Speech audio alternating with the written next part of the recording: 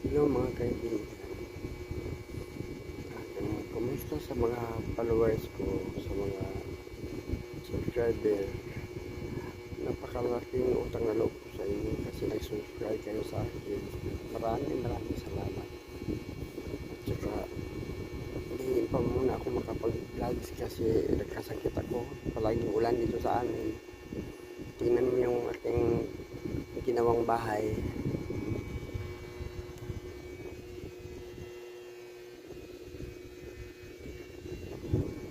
Maliit lang. Ako lang nagawa nito. Yung dingding ko, tagpi-tagpi lang. Saka yung mga damit ko, sinabit ko lang, ginawa kong kortina para matakpan yung mga butas. Yung bubong ko, karton lang yan.